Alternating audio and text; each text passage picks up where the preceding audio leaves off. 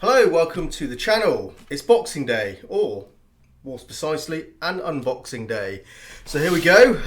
This is the Thrustmaster T818, the fabled Thrustmaster wheelbase that they've been promising for, what, over a year, and teasing lots of stuff over that year, announcing announcements for announcements through their really stupid marketing, but it is here at last, so we can check it out. Also have a couple of extra boxes here, so I have a spare quick release, so that's a separate purchase. It does come with a quick release in here, which you'll see, and I also picked up the table clamp, which is also a separate accessory. So take a look inside, guys, and you can just see how this thing looks. Oops, sorry about that bang. Box just fell over, but here we go. First thing out of the box is just a welcome card with some stuff on there to tell you how great their gear is. A sort of members card. Look at that, I'm special. I've got a members card with some sort of stuff on the back. There you go. Hopefully that's not a unique code, otherwise you might steal it off me. Who knows? I don't know. I don't care. Anyway, this is what it looks like inside. As you can see, it's pretty sparse. There's not much to show you. It's actually quite basic. There you go. The wheelbase and another box. So in this box is the power supply. Let's put that to the side. You also get a screw, which is for the quick release, just like the Thrustmaster quick releases, which you're aware of on the other wheelbases. You're going to need one of those screws as well. Amazingly, you still need that. This is the quick release. It is hard plastic, so we'll take a closer look at that in a moment. I'll also put this on a wheel just to show you how that works, but you can just see it effectively just plugs in the back of there, and then that's your adapter, goes into the wheelbase, right? Interesting stuff, but very basic. And here we go, the wheelbase itself. Let me dispose of the box, and we can have a look at this. Okay then. The Thrustmaster T818. It is a plastic shell with these sort of aluminium plates on the outside.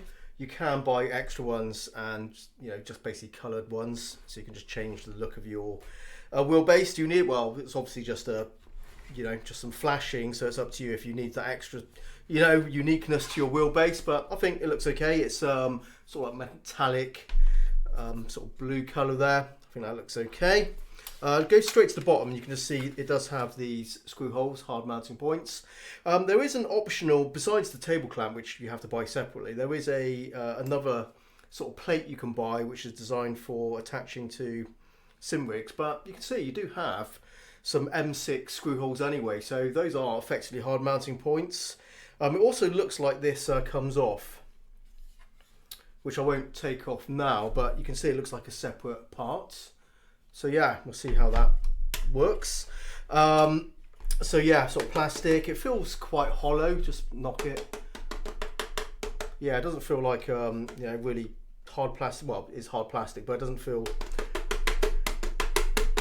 that premium. But it's just plasticky bits.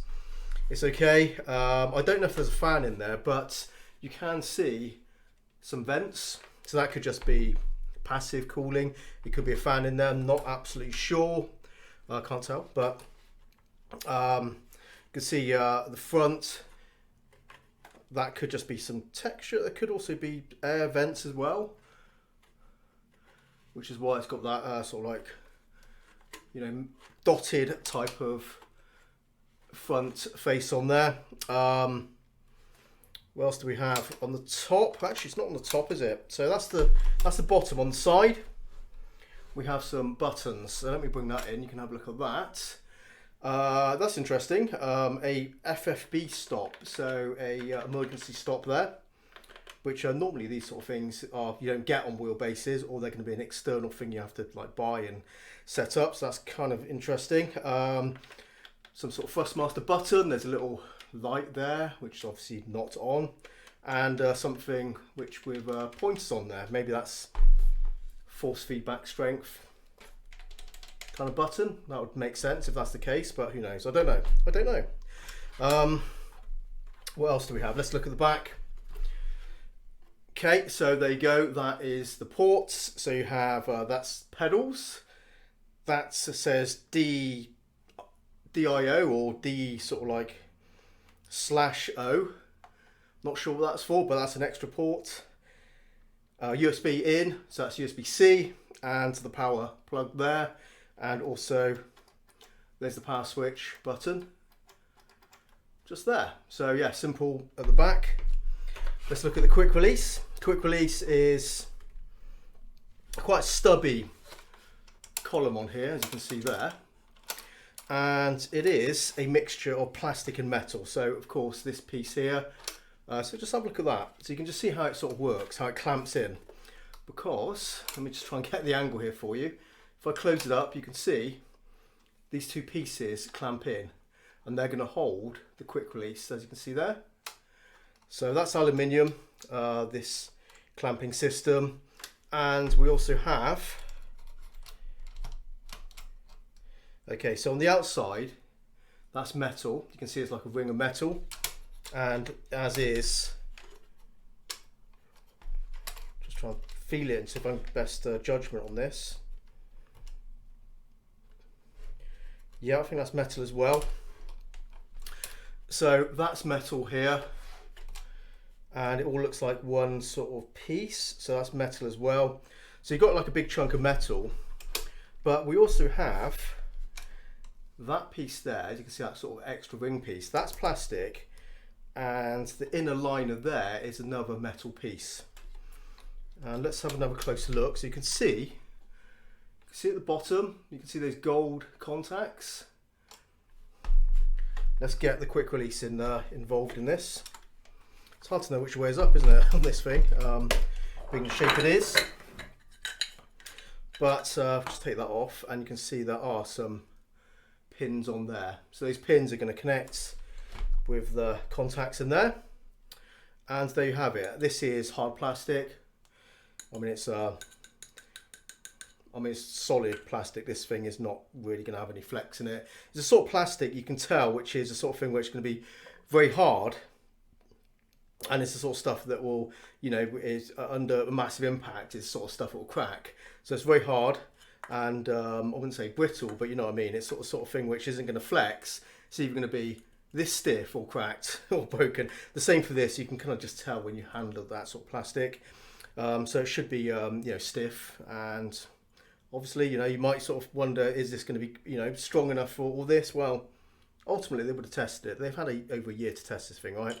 So I'd imagine it is up to the task, even though you might have reservations about it. Why would they bring out, you know, that's the thing is, logically, when you think about this sort of stuff, guys, you know, they make it in mind that these things are going to actually be suitable, not something that's going to break and they're going to have to fix for people. So to take that out of your mind for the start, you know, it's ridiculous. Some people sort of look at this sort of stuff, and I remember seeing some, you know, comments, people saying, oh, it's going to be terrible, quick release is going to fall to pieces, blah blah blah. Why would they make something that's going to fall to pieces? Stupid, isn't it? Okay, so power plug, USB cable, and the power supply. Power supply is, let's get the wattage on off here.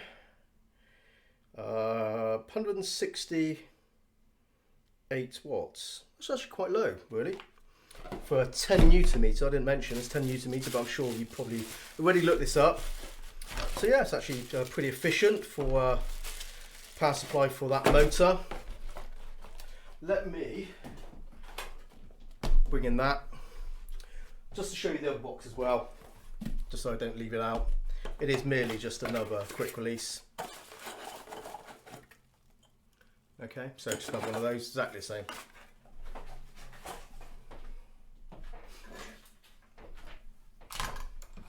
Let's put this on here first, actually, before I open that.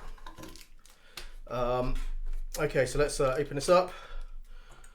Whack this on here. You can see the shape is uniquely keyed, so you can't mess this up. It has to go in one way. Just close it up. And so that's it. Well, it's certainly solid, even just like this. Not even the wheel screwed on. But you can see the profile there. That's how far that goes out, and obviously the wheel goes on the ends.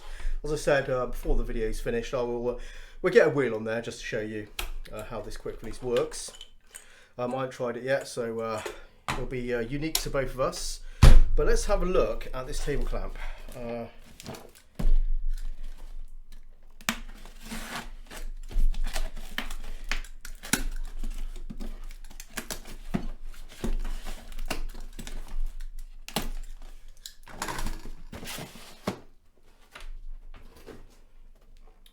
There it is.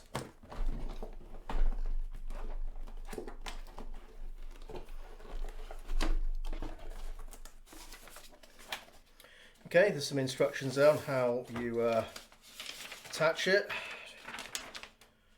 This is quite cool. I like the look of this already. And let me explain. So let me get the bits out.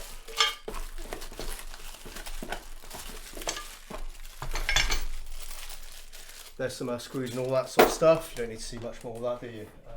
Out of the way. But the reason is that I like about this, I mean, it's not angle adjustable, which is a bit of a shame, but I can attach this directly to my 8020 sim rig. You can see there's screw holes, there's a slot there. That's absolutely, you know, probably use those to be fair. That kind of shape there isn't going to really be conducive for using as a mounting slot for any screws. Okay, so the way this holds down is simply put, you don't physically attach it to it. It's just going to be loose, and it's going to be using the pressure. That hooks around there. As you can see, it does have that hook piece there. That just holds in place, and obviously on the other side as well. And then you clamp it up. A decent, strong steel. Just check. Yeah, I've got a magnet up there. Yep, so it's steel. That looks pretty beefy. So yeah, nice. Obviously, just screws in the bottom of there.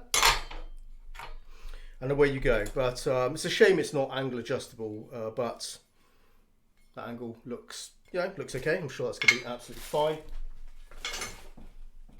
Let me bring in the wheel, and we can attach one of these things to it and put it on here. Okay, Thrustmaster Sparco P310.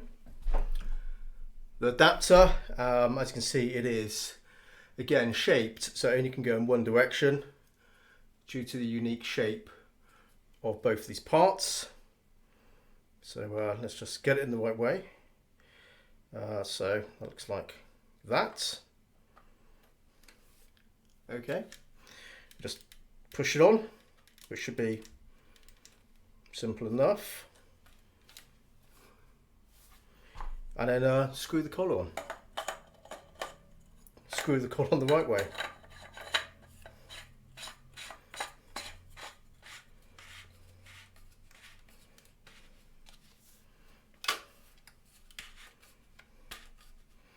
So, just tighten it as much as it goes.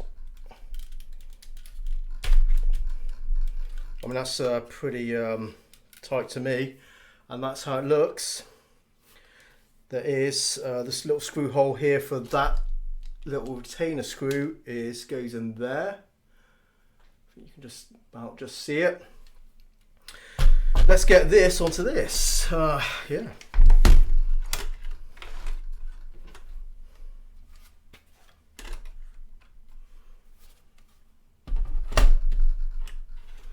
And there's your quick release. Let's move the camera up a little bit.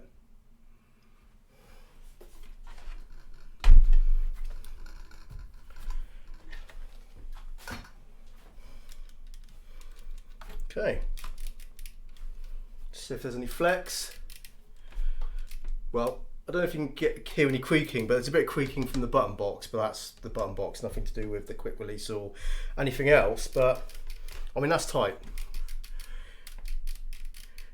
If you can see any flex, what I can see, there's a little bit of flex from the aluminium from the rim itself, but the rest is actually not moving at all. So anything you can see at the top here is just the flex from that. Other than that, it feels super tight. So yeah, it seems like they've done a decent job on this so far. We'll see in testing, but my expectations is obviously, it's been fully tested and it's going to work. And you can see that's the depth of the quick release and the steering column from the wheelbase to the rim. And there you have it, guys. That is the unboxing for the Thrustmaster T818. Now certainly stay tuned over the next few days, since we're going to get a drive and talk out there. I'll put a video out there where you can, I'll do a comparison between the sizes, between different wheelbases that I've, similar that I've done before with other wheelbases you've seen on the channel. So we can see how this compares to the Logitech and the Moser and the CSL DD on my table. And yeah, lots of videos to come out on this new wheelbase. So do stay tuned, since there's a lot more to come. And that's it for this one. Technical specifications, I'm not going to go over any of that. 10 Newton meters. Yeah, that's all we know. That's all I'm really focusing on so far at the moment. But there's obviously more stuff to go through with the software and everything else, and tuning and testing, etc., etc., etc. So, as I said, more to come up. But there you go. Thanks for watching, guys. I will see you next time. So take it easy, and yeah, happy simming, and bye bye for now.